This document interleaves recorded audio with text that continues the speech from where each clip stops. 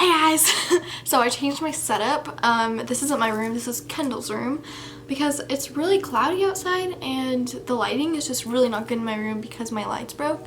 Like those string lights that you see right there, I have the same ones in my room. They are broken. So I have to get new ones. But yeah, the show still goes on. I'm just gonna talk about this real quick before I put this under my camera to make it higher. This is by Ram Dass. He's probably the biggest inspiration ever. So yeah, check it out. I curled my hair today and I feel good. No, okay. Anyways, let's get into these questions, shall we? Okay, so the first one is from Maya Levine. Said, how to stay positive in hard times. Well, I think there's a lot of different advice I could give for that. It always depends on the context, you know, what's going on.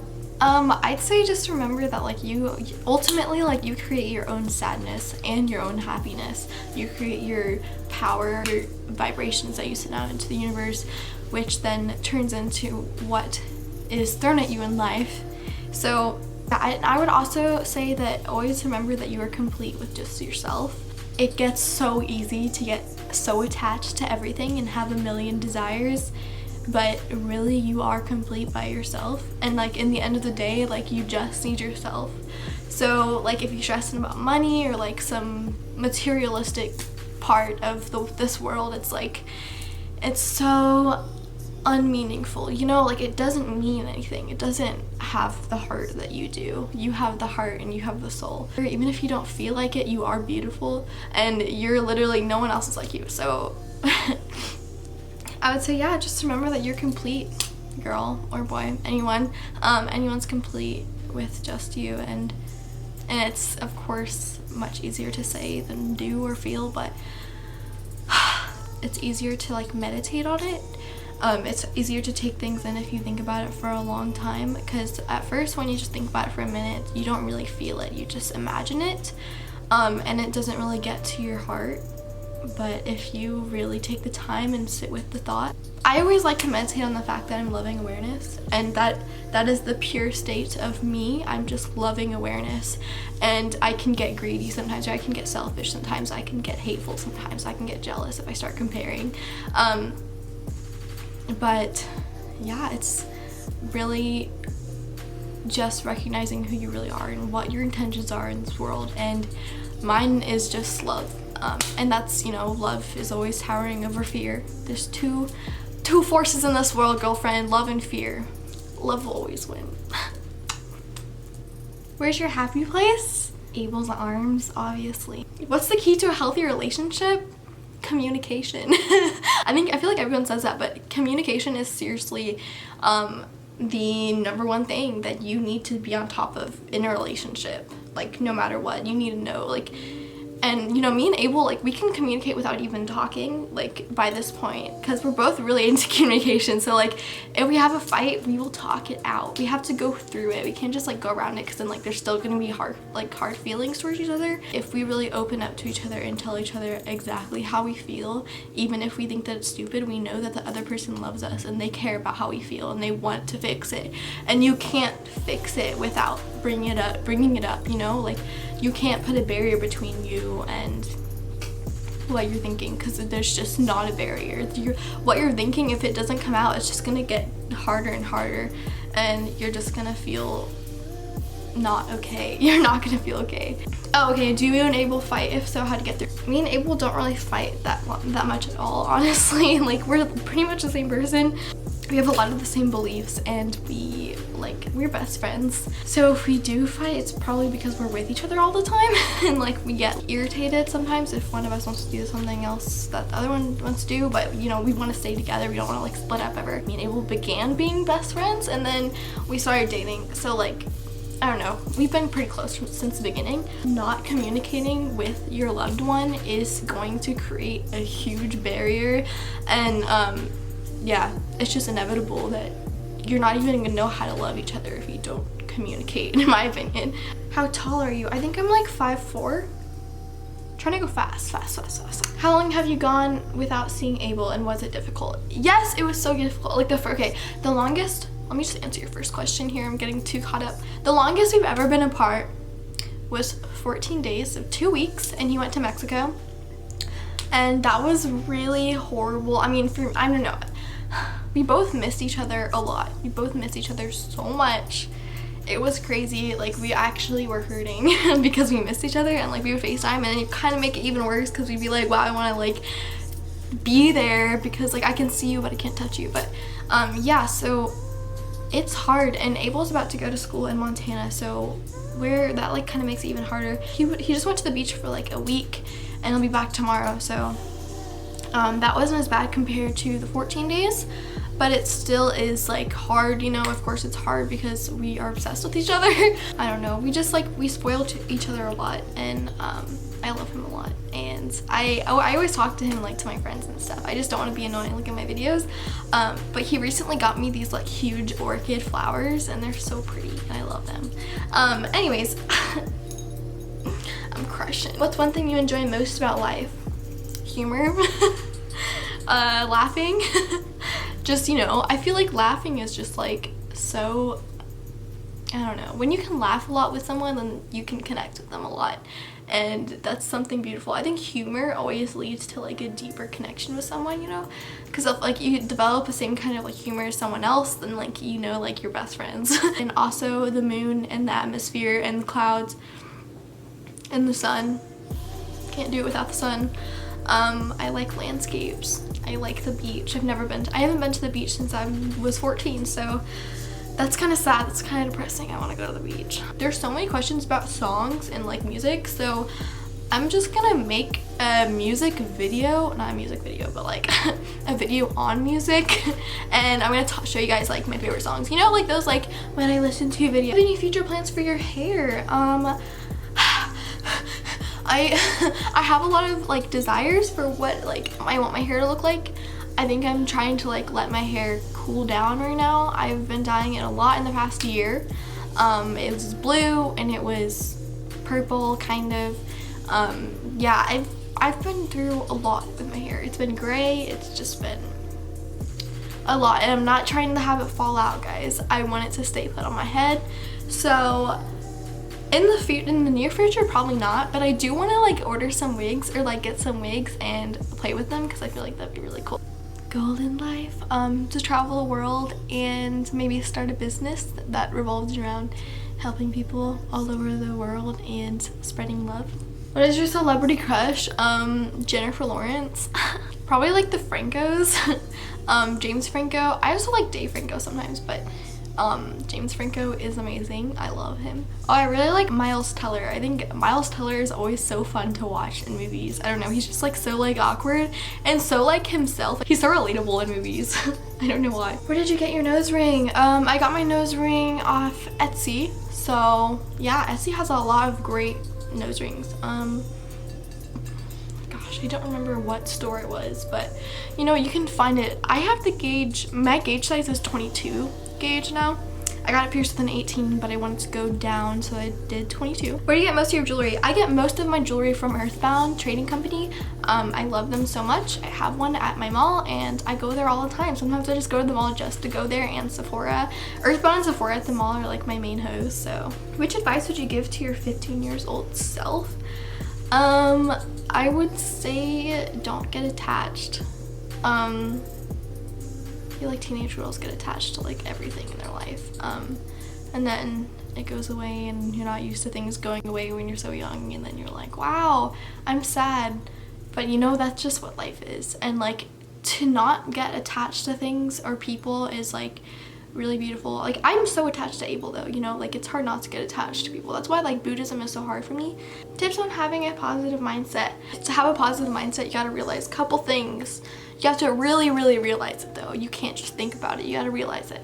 So, realize. What? Realize that you're loving awareness, right? How many things do you love? How big is your love? Your love is big, okay? And if you have more hate than love in your heart, then turn that hate into love. You can't compare yourself to people, guys. I always like to transform my comparisons into appreciation. So like, because whenever you compare yourself, because you see someone that you might think look better than you, right? But that's like comparing right off the bat. And that is what our minds do, and it's so natural at this point because we're society, like this is how our society is. Comparing will lead to you being sad because you think that you have some competition, and you don't have competition. This is not a race.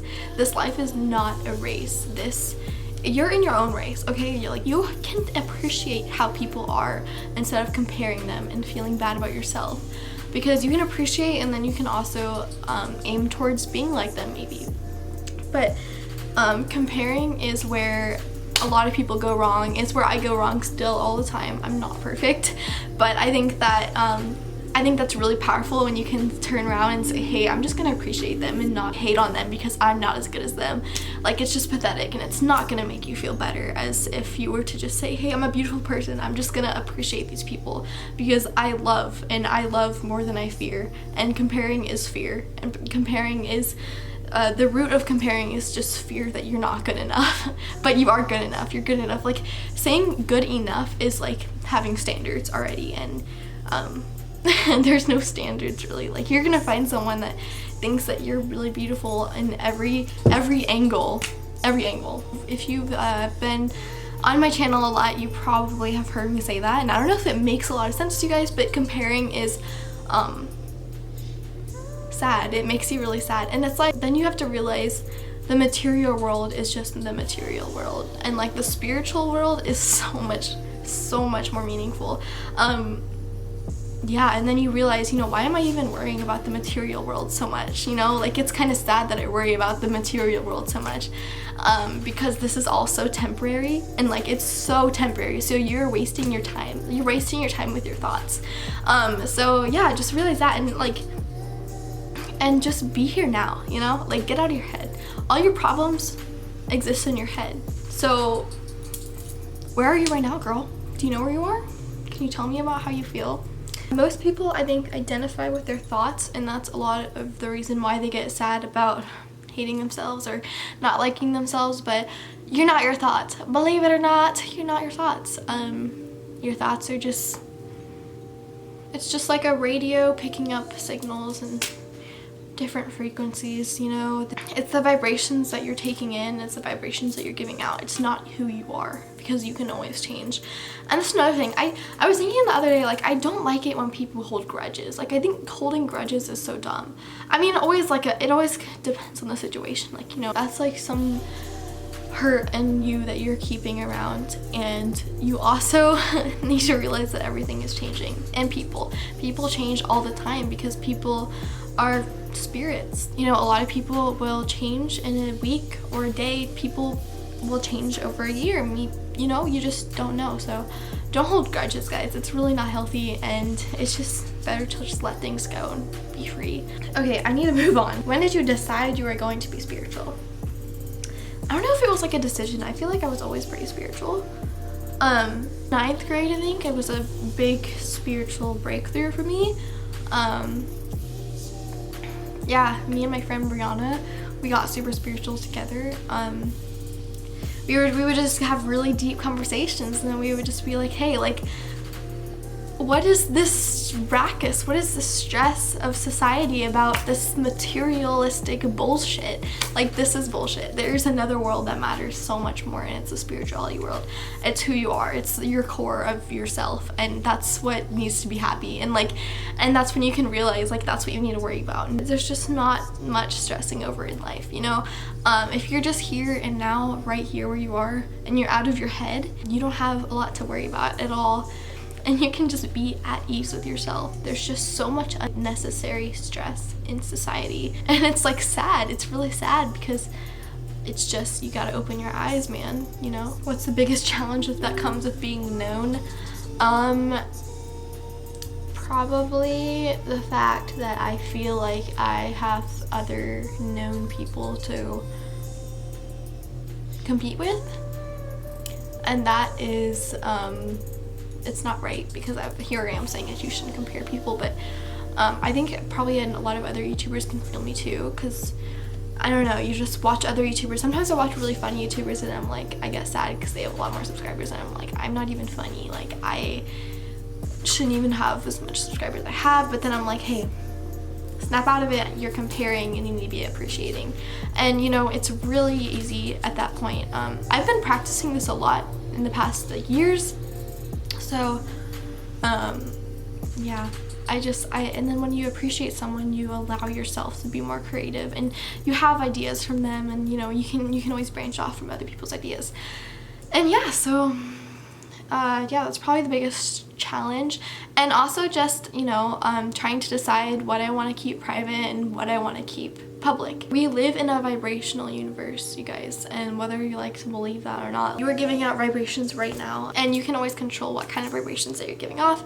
I can always tell what kind of vibrations people are giving off around me, and then I can absorb them mindlessly, subconsciously. I can absorb them and then feel shady if they feel shady, but then I can also consciously say, hey, don't absorb their frequency, make your own frequency, and then give them your frequency and make them happier. I don't know if that made sense, but yeah, this is a vibrational universe. This is what you do. You give off vibes, dude. Your vibes attract your tribe. If your vibe changes, then your tribe's gotta change. It just has to. Advice on being comfortable in your own skin. Smell the roses, girl. No one's like you. No one can laugh like you do. No one can smile like you do. Do some yoga. Listen to some meditation music. Light some candles. Tell yourself this is where you're supposed to be. Tell yourself you belong where you are right now, because believe it or not, you are supposed to be where you are right now. You're supposed to be watching this video right now. Thank you. Now you're supposed to be where you are, so don't be unhappy with who you are, where you are. Just breathe in and breathe out and just feel. Just be here now. And that's like, it's crazy how hard that is to learn. And I feel like it was so easy to do that when we were kids, you know. It's so easy when you're a kid to just be here now. But you grow up and you think about the somebodyness, trying to be somebody, is trying to look good, trying to look better than the person next to you. But it all just creates so much unnecessary stress. And it's not what we were made to do. It's not what we were supposed to do. We came into this world to live, to purely live, and that's what we should do. And it's not purely living when you're sitting in a beautiful place, but you're thinking about something horrible, or you're thinking about some stress or some worry. You know, worrying means you suffer twice. So just think about that for a second, you know. If you're worrying about something, you could just be suffering for no reason, but if you worry about it and then something happens, you suffer twice. No one needs to suffer twice. You know, like we just put ourselves in so much unnecessary pain and hurt. But it's almost like we were taught to do that, because we grow up thinking about, you know, who do you want to be when you grow up? What do you want to do when you grow up? And it causes us to think, you know, oh shit, like I gotta get my stuff together. Middle school is probably when it all starts, when you get really stressed. Your parents start talking about how your grades have to be so good and everything, but you have to wake up in the morning and focus on how happy your core is before you focus on studying, because you can study and be a million times happier studying if you had already made yourself happy to your core before you started studying. You know, like it's just your number one priority is who you really are, and coming to realization of who you really are. And we are just loving awareness, and we are here to just live and relax and be here and love. We're here to love too. And I'm just like ranting at this point, but yeah, I mean, I don't even remember what question I was trying to answer. How was your first kiss with Abel? Oh my god. Okay, this is gonna be the last one, you guys, because my phone is on 1%. But my first kiss with Abel was pretty awkward, honestly. I didn't know what was happening. We were friends, right? We would like hang out and stuff, go and like take walks and stuff, walk my dog and stuff after school, like every day. And then he asked me to go to this abandoned hospital with him, right? This creepy ass abandoned hospital that was like really close to my house already. So I kind of had seen it before, but I'd never been in there. And so we went over there and we looked for a way to get in, and there was like this broken window that we crawled into. But yeah, we got in, and then we were just like walking around, and we were just talking about like some random stuff, I don't know. And I was really nervous and scared, like it was really scary in there. And we were like in this really like creepy hallway, and we just like stood, and I was talking to him about something, right? And then I stopped talking, like waiting for him to respond, and he was just like sitting there and like staring at my lips. And then he like he just like went in, like kissed me like really quick, like a peck, and I wasn't ready. Like I didn't see it coming at all, like stupidly enough. Like I was just like, I thought we were friends too. Like I didn't know that he wanted to, like, we had a lot of friends that were girls, so I didn't know if he was trying to get with me or what, but like I was fine either way. So he kissed me and then I was like, oh shit. All I said was wow after. Like I just said wow. And then like we left. We literally left. He felt like I didn't want to kiss him. So like we didn't hang out for like the next 2 days after that. I wanted to kiss him again, obviously, because I was like, well, he's really cute and I like him, and now I know that he likes me. So yeah, but I was like stressing out because I was like, I don't know how to kiss him. Like what am I gonna do? The second time we kissed, we were walking my dog and we like went down to the creek and we were just like hanging out, you know. It happened again where I was talking to him a lot and then he like was staring at my lips and I was just like, and I straight up asked him like, do you want to kiss me right now? And he was like, he like laughed and he was like, yeah, and then we kissed and it was great. It was great. And then like he always brings it up now. He's like, oh, remember that one time when you asked me if I wanted to kiss you? It was so cute. So that was our first kiss story. It was in an abandoned hospital, so like it's a kind of classic cute little story, but I love you guys so much and I can't wait to see you guys in my next video. Thank you so much for watching. I hope you enjoyed this video. I'll see you guys in my next one. Bye.